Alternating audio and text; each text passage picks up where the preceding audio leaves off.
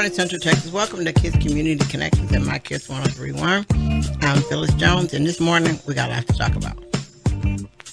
First of all, you got to remember, Monday morning, you got to get the little short people up and send them to school. And the tall people, too. So we're going to talk a little bit about school. Because there's some things that have changed over the summer, parents, that you might accidentally need to talk to your children about. Just might. Just might.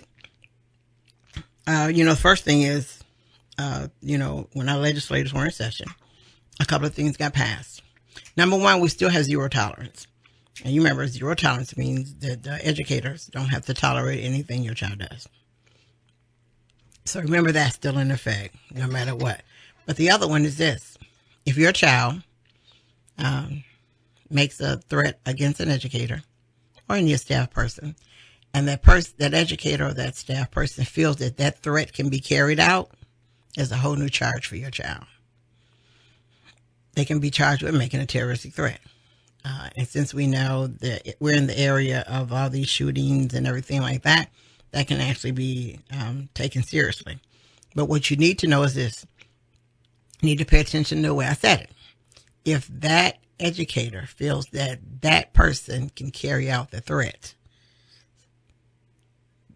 they can be charged with making a terroristic threat. So reason why I'm making notion of that, because you remember we've had some issues in school where we've had some little people, elementary kids, bring guns to school, keep them in their little backpacks. And they put them in there, who knows why. And I'm not going to say, lock up your guns and all those things like that. But being that we've had kids bring guns to school in their little backpacks, most people wonder why we don't find out there in their backpacks is because, we don't search backpacks. We don't. Elementary, you don't search your kids' backpack. That's their own thing. They take what they're supposed to out of the backpack, put it where it goes, and put their backpacks in their little spaces that they put them in. So be it that. If your child, and as kids get older, 5th grade on up, middle school and high school, teacher says something you don't like, or staff person in the hallway, whatever, says something you like, you kick the wall and call them a name and, and you say things that you're not going to really do, such as, I'm going to kick you or whatever. And you don't really mean that, but in the height of you being upset, you said it. Well, guess what? That educator can take it as a threat that you can carry out and they can charge you.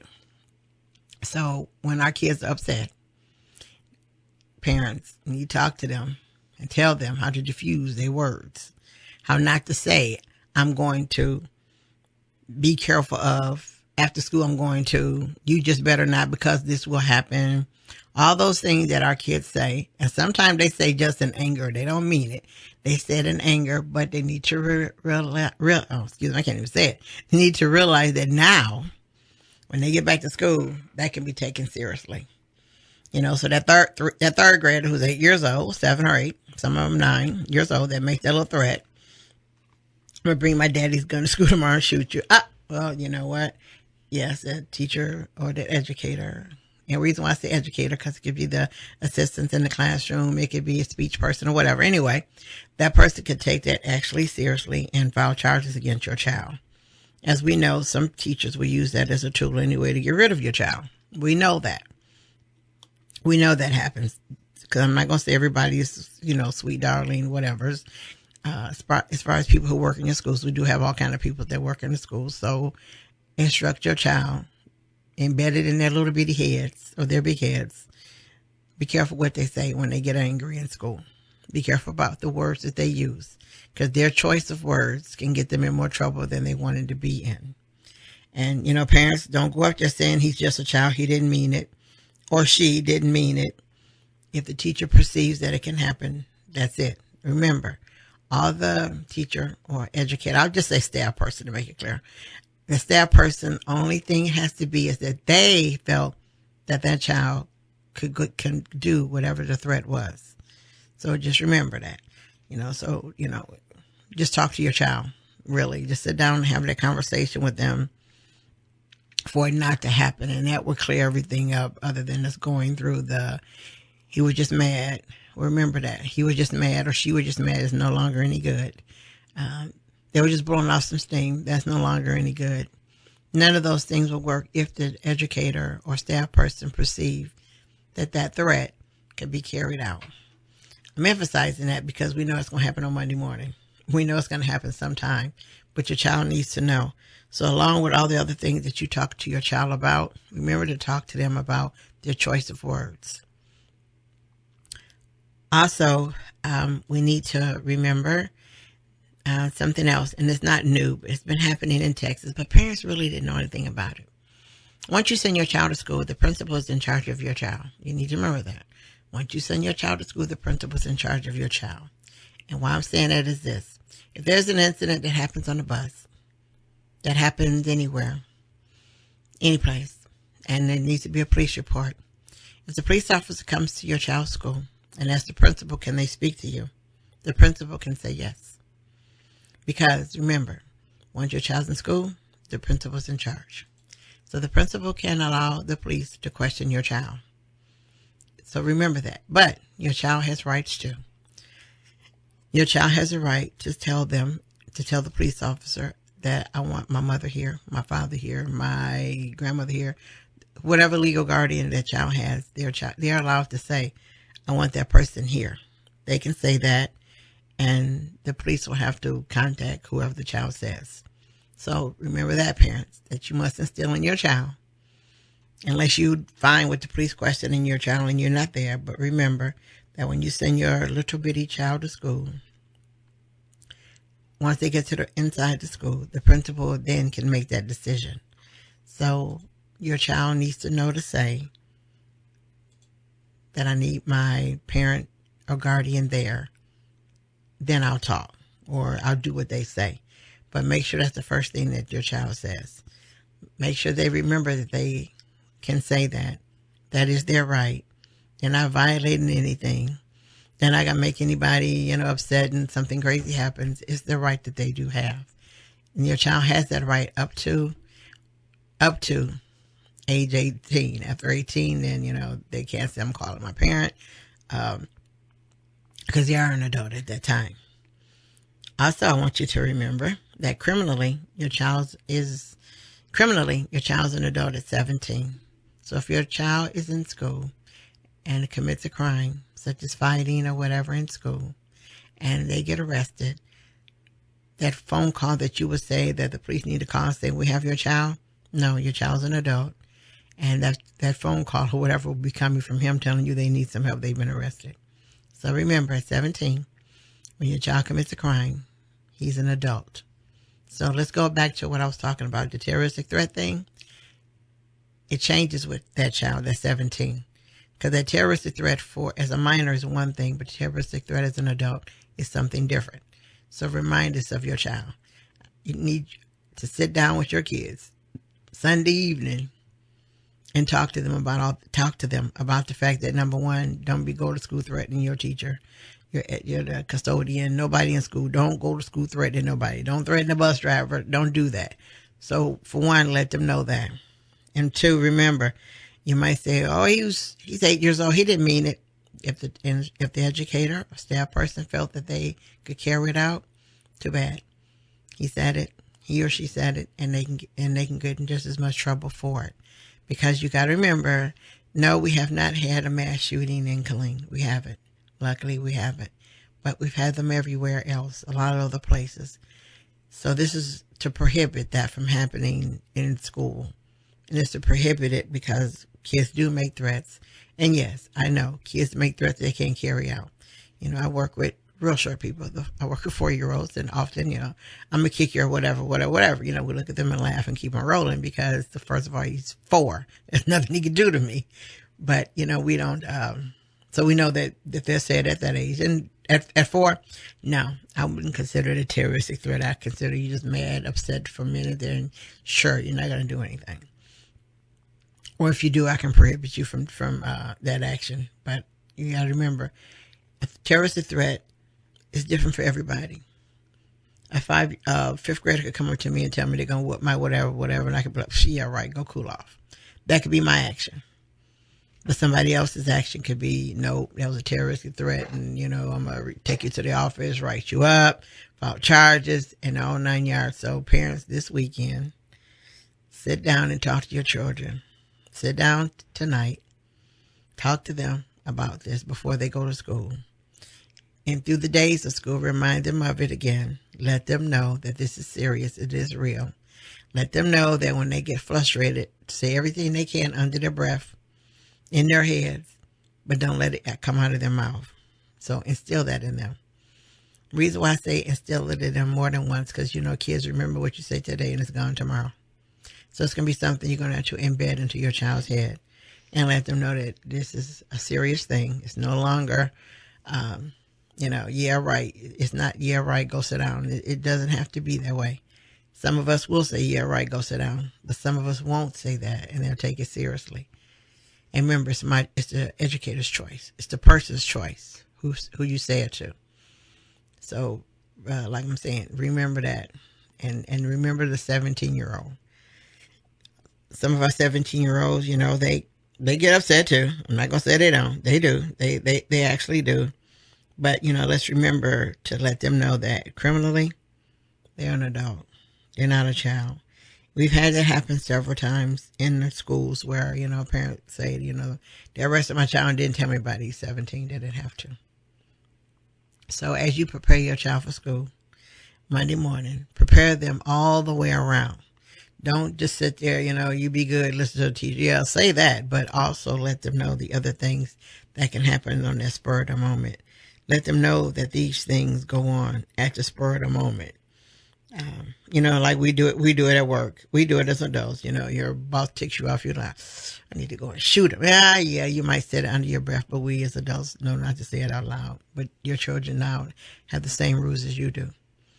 They don't need to say it out loud. So I'm going to stress that real heavily because I hear it a whole lot in elementary school. Yes, I hear it a lot.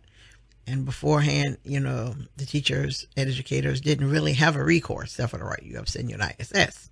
That was it. Well, now the recourse has changed. So I can do more than that to your child. So those are the two really huge things I want you to walk away and remember. And like I said, before your kids go to bed tonight and in the morning, remind them of these things, especially if you know you got a child that would just outburstly say something. You know, if you do, remind your child over and over again, practice it at home. Say it in your mind, not out of your mouth. Say it in your mind all day long, but not out of your mouth. Tell them to do what we do as adults every day. In your mind, you've probably taken your boss and put him behind your car and drug him. You know, you've probably thrown him out the window, thrown him off the top of the building. You've done everything to your boss in your mind, but you've never said it. So teach your children to do the same thing. When they're upset with the educators, one, they can go see the counselor, but two, say it in their mind, not in their mouth. Yes, I'm going to brand it in our head until we get it because we have a habit of doing so. Also, the parents of special needs children, make sure you know what your kids' IEP goals actually are. Also know that you can call an ART at any time. You don't have to call one every year. Something could happen and your child have a growth spurt and there's something you see that needs to be changed. Make sure that you know you're in control and you can actually go and call a new ART and get it changed and get it done for your child. Make sure your IEP goes meet the student. Make sure that if they get speech for, let's say, 1 hour a week, make sure they get it 1 hour a week. If they get OT or PT, well, okay, I'll say occupational therapy, physical therapy, make sure they get it. Make sure they receive the time they can. And can you make sure of that? Yes, you can. You can actually, your sons or daughters, teachers, when you do the communication book, they can have it noted in the communication book that they had speech, that they had physical therapy, they had occupational therapy, they had vision, whatever they were supposed to have, that they had it. And that person can actually sign the book just like your teacher does, your child's teacher. They can also sign it and make sure that it was done to make sure your kids' rights get taken. Not to say your school district is going to legally not do it, but sometimes things happen. Things get overlooked. But make sure your child is getting what they're supposed to have, and if they're not, say something. And remember, regular ed kids also get speech, so it's not all just for special ed kids. So regular ed kids, if your child's supposed to get services, make sure they get them.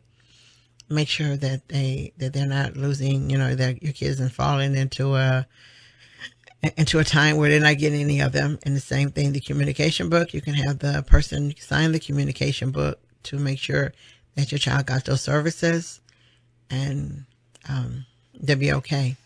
And also for lunch, if your child's campus is not a free lunch, a free breakfast school, parents, please remember that what happens with your child when they go to get money and you did not put any money on their books, their tray is taken from them, is thrown away, and they get a peanut butter and jelly sandwich and some milk or some water.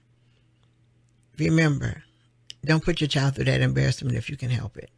And if there's something wrong, reach out to an organization or an agency to see if they can assist that. Because there's nothing worse than having a pre-K, kindergartner. They don't have a job. Their job is to go to school. They can't pay no bills. But imagine how you get there and you put all this food on your tray only for you to scan your card. And yeah, they scan their cards now.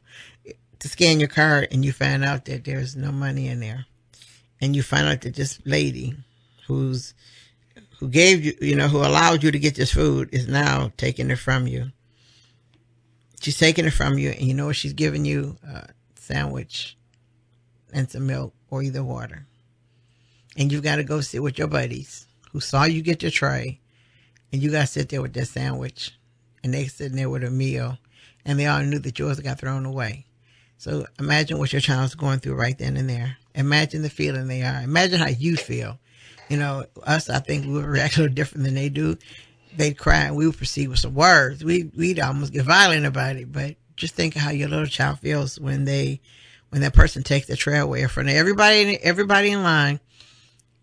He or she would take that tray, tell you, sorry, you don't have any money. And you don't.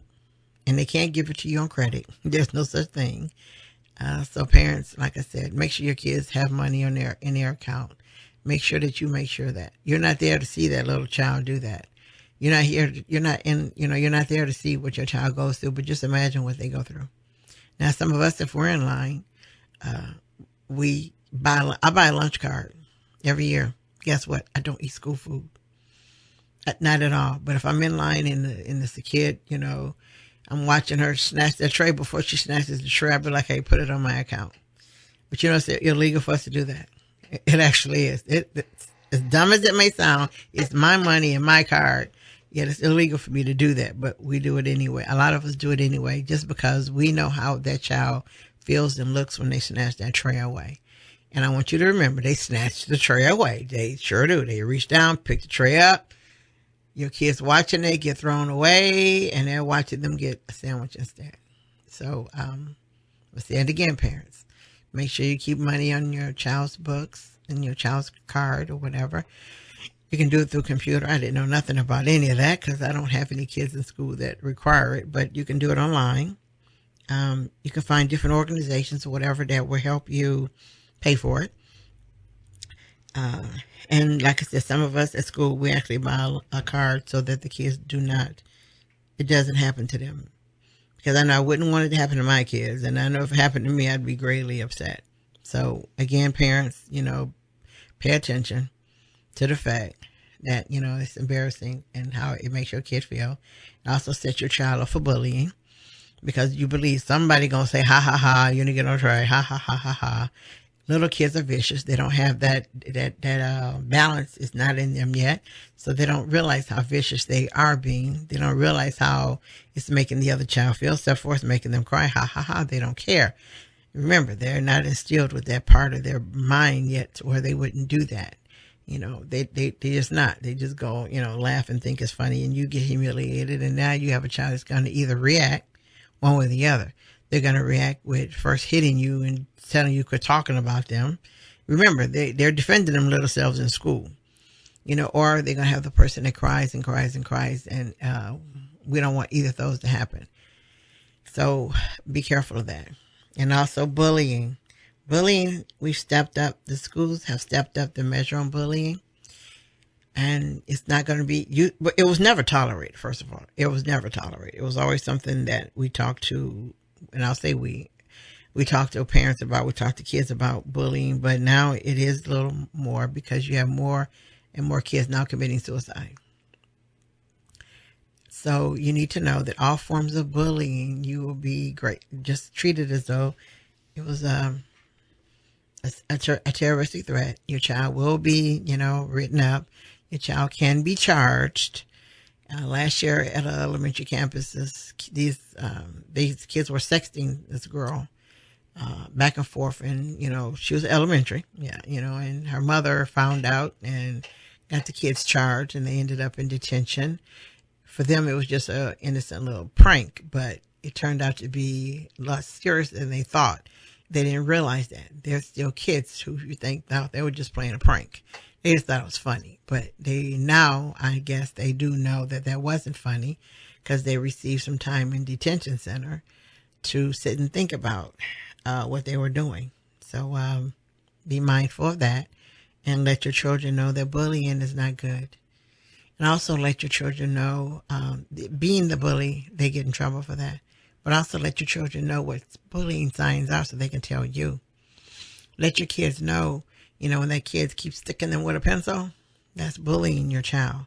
When the kid keeps pulling your kid's hair, that's a form of bullying.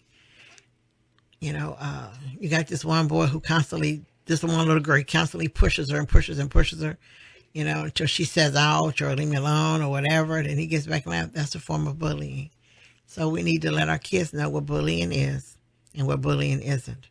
We need to let our kids know, to let you know that if their teacher or educator or staff person is bullying them, tell them to let you know that they're being bullied by, somebody in school, so that you can handle that.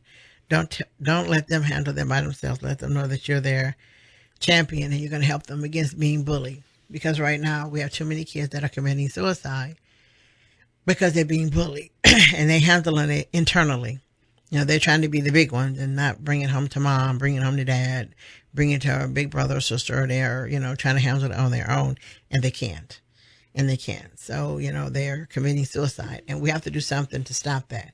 And the only way to stop it is to make sure that we make sure that the person who is doing the bullying is taken care of and dealt with in the way to which they'll understand that they can't do that. That's just something you don't do. Not at all. So parents, remember that. Let the kids know that teachers bully. Some teachers bully. Some bus drivers bully. So if a child's being bullied, they need to once again say something to you and not think that they need to endure and take this by themselves.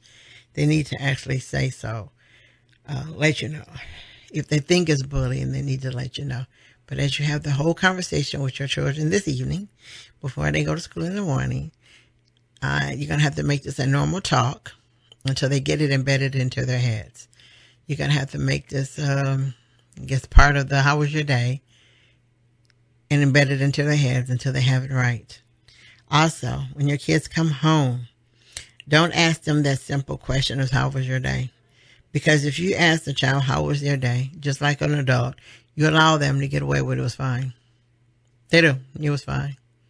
But if you ask them, how was PE? How was music? How was library? How was computer?